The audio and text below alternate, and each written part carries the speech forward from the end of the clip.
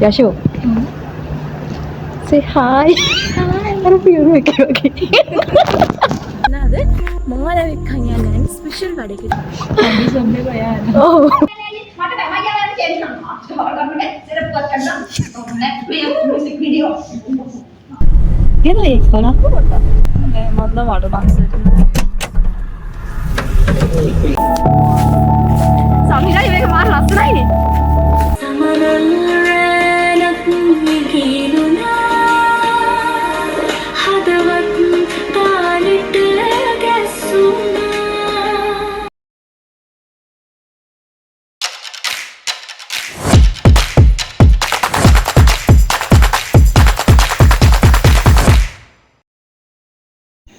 මේ ව්ලොග් එක මානවඩු එස්ටේට් චිත්‍රපටය සහ එහි මංගල දර්ශනය ගැන. චිත්‍රපටයේ ප්‍රදර්ශනය සඳහා යොදාගෙන තිබුණේ මහවැලි කේන්ද්‍රය.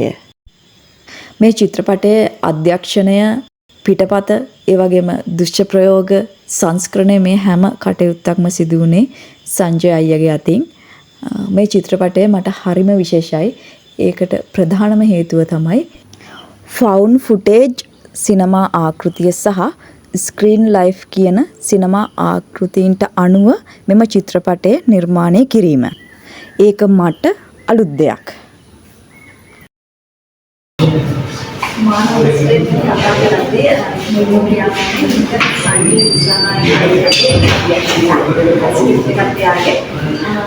මේකේ තියෙන විශේෂත්වය තමයි මට මම මේ පළවෙනිම නාමයට ෆවුන්ඩ් ෆුටේජ් ස්ටයිල් එකේ ෆිල්ම් එකක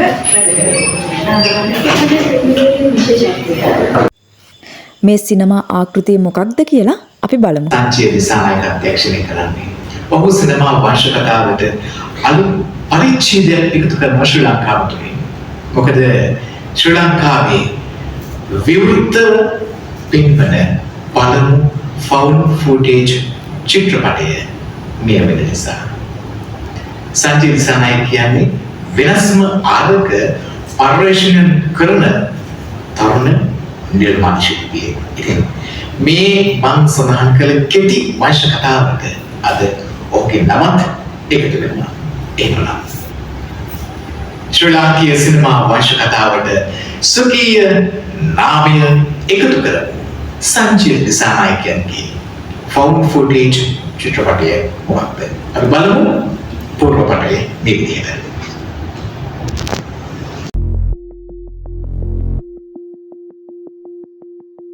Good morning guys. අද මම එක්කන් යන්නේ ස්පෙෂල් වැඩකට. මොකද මම ෆස්ට් ටයිම් මියුසික් වීඩියෝ එකකට සපෝට් කරන්න යන්නේ. මේක හරියන්නේ මට අරකිට එක්ක වැඩ කරන්න බෑ හොඳයි. රෙද්ද. මේ රියට සිග්නල් නෑ වගේ නේද? නදී මේ ඔයා මොකක්ද හැම වෙලාවෙම මොකල්ලල්ල කරන්නේ? ඔයාට මේක කරන්න බෑ නෝ කරන් යන්න.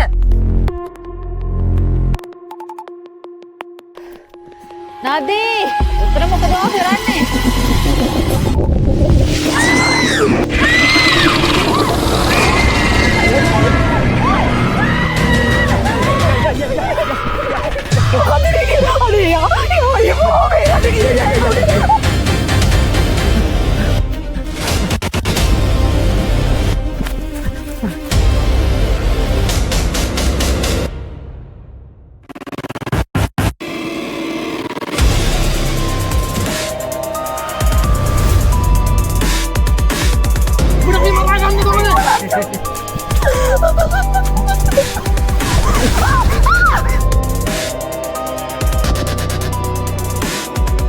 මෙච්ච දේවල් ඔක්කොම මේක රෙකෝඩ් වෙලා ඇති. මේක තමයි තියෙන එකම සාක්ෂිය.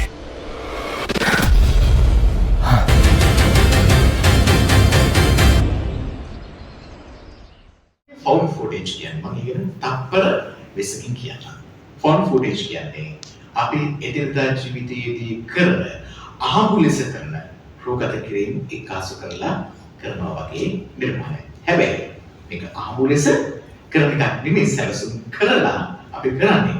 නමුත් මේ ප්‍රේක්ෂකයන්ට පේන්නේ අහඹු ලෙස වීඩියෝ කරපු රූගත කිරීම කරලා ඔවුන් ඉදිරියේදී මේ අහඹු ලෙස දකින වීඩියෝ වල එකතුවක් විදියට ෆවුන්ඩ් ෆුටේජ් ඉතාමත්ම සරලව මම මේ කිව්වේ. ඉතින් මම කියනවට වඩා මේ ගැන කියන්න හොඳම කෙනා මේ පිළිබඳව අධ්‍යයනය කරපු, ගවේෂණය කරපු, පරීක්ෂණය කරපු මානව ස්ටේට් අධ්‍යක්ෂතුමා. එනිසා වෙන්න සංජය දිසානායක නම් වූ අපේ අධ්‍යක්ෂතුමනි ඔබතුමාට බොහොම ගෞරවයෙන් අපි ආරාධනා කරනවා. එන්න වේදිකාවට මේ සිනමා වංශ කතාවේ නව පරිච්ඡේදය පිළිබඳව ඔබේ සටහන තමයි.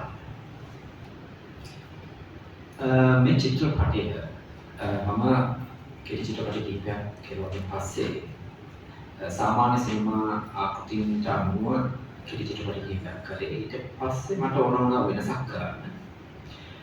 ඒ වෙනස මට ඕන වුණා ෆවුන්ඩ් ෆුටේජ් ෆිල්ම් එකක් විදිහට ගන්න. සරලව කිව්වොත් ෆවුන්ඩ් ෆුටේජ් ෆිල්ම් එකයි සාමාන්‍ය සිනමා නිර්මාණයකයි වෙනස්කම් කියලා. Camera angles, lighting lights වල තියෙන colors, props ගොඩක් දේවල් මේකට එකතු කරගන්නවා. මේ එකතු කරගෙන ලොකු පිරිසකගේ දායකත්වයෙන් තමයි එක ෂොට් එකක් ක්‍රියේට් කරන්නේ. ඒක ක්‍රාෆ්ට් එකක් නිර්මාණය. නමුත් ෆවුන්ඩ් ෆුටේජ් වලට එනකොට මේක ටිකක් වෙනස් වෙනවා. විශේෂයෙන්ම මේ ප්ලෑන් කරලා අපි කියනවා මේ සිනමාවේදී අපි ෆ්‍රේමින් කරනවා. ඒ දේවල් මේකෙන් අයින් වෙනවා. සාමාන්‍යයෙන් ෆවුන්ඩ් ෆුටේජ් එකේ තියෙන විශේෂම ඒ තමයි අපි එදිනදා ජීවිතේ නිතර දකිනවා සමාජ මාධ්‍යයන්ගෙන් පවා වීඩියෝ ෆිල්ම් කරන වීඩියෝ රෙකෝඩින්ග්ස් මෙන්න මේ වගේ ෆවුන්ඩ් ෆුටේජ් එකක්. උදාහරණයක් විදිහට මොකක් හරි පාරේ යනවා නම් මොකක් හරි ඇක්සිඩන්ට් එකක් වුණොත් අපි ෆෝන් එක ඔන් කරගෙන ගිහිල්ලා ඒක වීඩියෝ කරනවා. ඔන්න ඔය සිදුවීම අපි ඊට පස්සේ දර්ශනයක් විදිහට අපි දකින්න ලැබෙනවා. අපිට සමාජ මාධ්‍යයෙන් අපි ඒක ප්‍රේක්ෂකයෙකු විදිහට බලනවා. ඔන්න ඔය වගේ දෙයක් තමයි ෆවුන්ඩ් ෆුටේජ් කියලා කියන්නේ. ඉතින් මේ චිත්‍රපටය නිර්මාණය වෙලා තියෙන්නේ ඒ විදිහට. හැබැයි මේකේ ෆවුන්ඩ් ෆුටේජ් කියන දෙයට අමතරව මම තව සිනමා ආකෘතියක් ඒකට එකතු කරගත්තා. මේ කැටගරි එක යටතේ උපශානරයක් විදිහට තියෙනවා ස්ට්‍රීම් ලයිෆ් කියන ශානරය. ඒ කියන්නේ අපි පරිගණක තිරවල වැඩ කරනවා. අපි CCTV ෆුටේජ් දකිනවා. රූපවාහිනී වල රූපරාම දකිනවා. මේ දේවල් එකතු කරලා යම්කිසි කතාවක් නිර්මාණය කරන එක තමයි ස්ට්‍රීම් ලයිෆ් සිනමා ආකෘතිය කියලා කියන්නේ. මේක මේ ලෝකයේ දැනට සිනමා නිර්මාණ කිහිපයක් භාවිතා වෙනවා. සමානලාභී සිනමා නිර්මාණ කිහිපයක් තියෙනවා. ඉතින් මම අතරම ෆවුන්ඩ් ෆුටේජ් සහ ස්ට්‍රීම් ලයිෆ් ඔය සිනමා ආකෘති දෙකේ නිර්මාණයක් ලංකාවේ ඇතුලේ තාම දැක්කේ නැහැ. එහෙම තියෙනවා මට කියන්න. ඒ නිසාමයි මට මේක අත්හදා බලන්න අවශ්‍යතාවය තිබුණේ.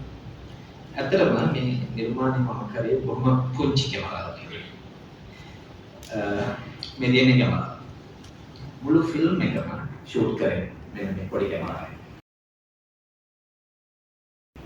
මේක GoPro කැමරා එකක්. GoPro කියන්නේ මේක ඇක්ෂන් කැමරා එකක්, ඉන්ස්ටා කැමරා එකක්. මේ පොඩි කැමරාවෙන් තමයි මුළු ෆිල්ම් එකම ෂූට් කරන්නේ. මේකේ රූපරාම තමයි ඔබ දකින්නේ. කොඩින්ම මේකේ වොයිස් රෙකෝඩින්. අපි අහන දේවල්, අපිට ඇහෙන දේවල් මේ සියලු දේ රෙකෝඩ් කරලා තියෙනවා මේ මයික්. ඉන්බිල්ට් මයික් එක. වෙන එක්ස්ට්‍රා මයික් එකක් පාවිච්චි කරලා නැහැ. ඉතින් මේක ඒ වගේ දෙයකින් එහෙම වැඩක් කරනවා කියන ලොකු රිස්ක් එකක්. නමුත් මට ඕන වුණා ඒ රිස්ක් එක ගන්න. මොකද දවස් ගණනාවක ෂූට් එකක්. මේකෙන් ෂූට් එක කෙරුවගෙන් පස්සේ අපිට ඒක ආපහු රිප්ලේ කරලා බලනකොට හරියට ඒ ෂොට් එක ඇවිල්ලාද කියලා මෙන්න මේ පුංචි ස්ට්‍රීම් එකෙන් අපිට පේන්නේ. ඒකේ සවුන්ඩ් එක හරියට ඇහෙන්නේ නැහැ. සමහර වෙලාවට කම ළඟට කරලා අහන්නේ. හරියට වොයිස් රෙකෝඩ් කරලා වෙලා තියෙනවද කියලා. ඉතින් ඒ දේවල් එක තමයි මේක නිර්මාණය වුනේ.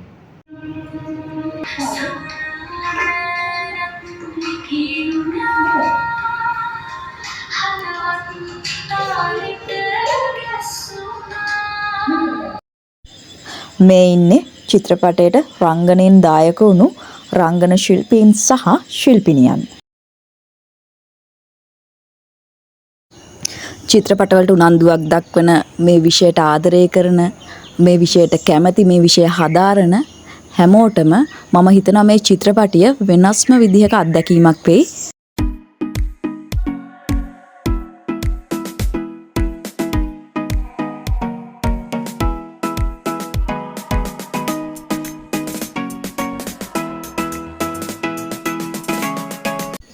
මෙම සිනමා ආකෘතීන් ගැන රූපමය වශයෙන් ඔබට අදහසක් ගන්න චිත්‍රපටයේ රූපරාමු කිහිපයක් මම මේ ව්ලොග් එකට ඇඩ් කරන්නම්.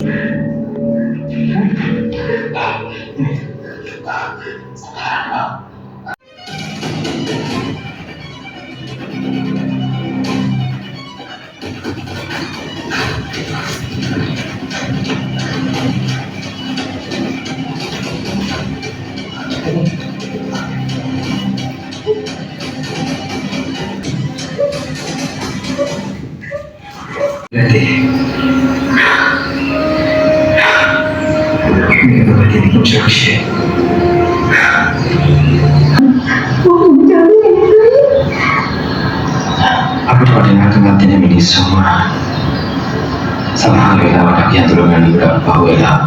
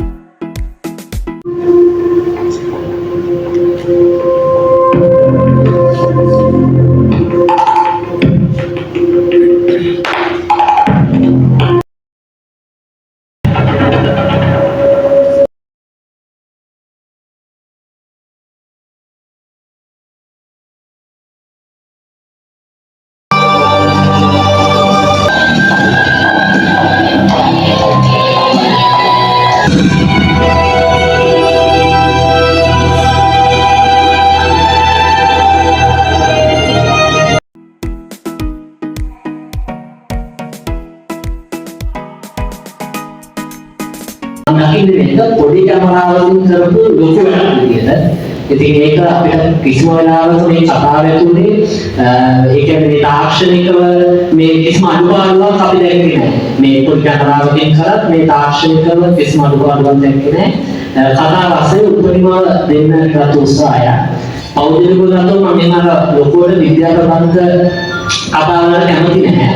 නමුත් මම මේක ඉතාම ආසාවෙන් රස විඳා මොහොතින් මොහොත මේ කුතුහලය හැමදේම දැන් අපි අන්තිමටම තමයි මේකේ සිදුවීම් වල මේ වටහා ගන්න මේ කතාවේ ස්වභාවය මොකද කියන එක. ඉතින් විශේෂයෙන්ම මට අපේ දිනේශනන්ගේ සිතුනන්ගේ මම දන්න දෙන්නෙක්ම මේකේ ප්‍රධාන චරිත නිරූපණය කරනවා.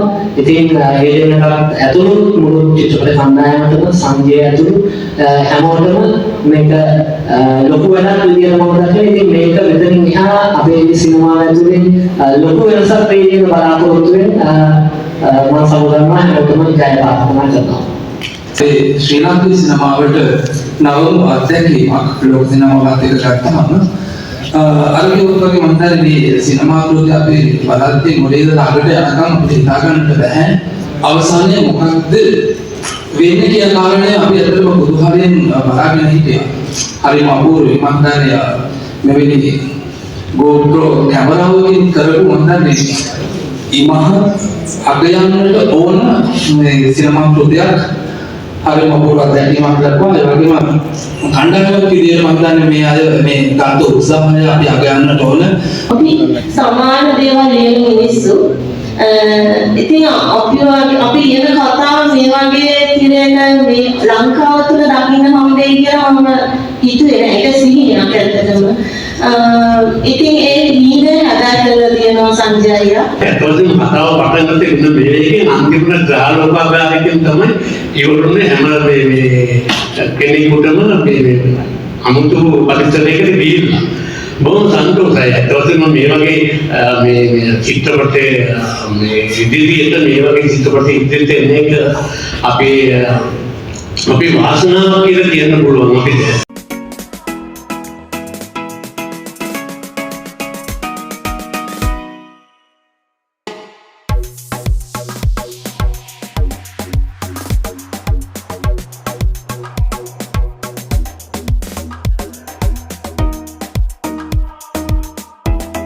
ෆවුන්ඩ් ෆුටේජ් කියන ස්ටයිල් එක සාමාන්‍යයෙන් ලෝකයේ සිනමාව තුළ අපිට වුණාට ලංකාව සිනමාව ඇතුළේ දැකලා ඒ නිසා තමයි මම මේක කරන්න ඕන වුණා. ඒ ප්‍රමාණය අපි පාවිච්චි කරන පොඩි ඇක්ෂන් කැමරා එකක්. ඒක තමයි 100ක් මේ චිත්‍රපටයේ රාම නිර්මාණය. වගේ කැමරාවල තියෙන ලිමිටේෂන්ස්. ඒ ලිමිටේෂන්ස් ඉඳලා ඒක සමහර අභියෝගයි. ලොකු රිස්ක් එකක්. නමුත් ඒ රිස්ක් එක අරගත්තා.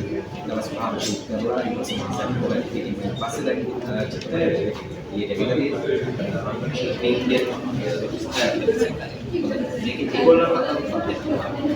ඒගොල්ලෝ මේ වගේ වැඩකට සම්බන්ධ ඒගොල්ලෝ මේ වගේ වැඩක් කරනකොට මේ වගේ පොඩි කැමරාවක් අරගෙන තමන්ගේ වෘත්තීමය ගෙනියන්නේ ප්‍රශ්නයක් වෙනවා. මේක ලේගෙන යන ආටිස්ට්. ඒගොල්ලෝ මාව විශ්වාස කරනවා. මේ වැඩේ විශ්වාස කරලා ආපු එක නිසා මට ඒ දුන්න සහයෝගය නිසා මේ වැඩේ සාර්ථක වෙනවා. අපි කලින් දකින්න දැනට දකින්න අපි කලින් හදාගත්ත ෆ්‍රේම් එක.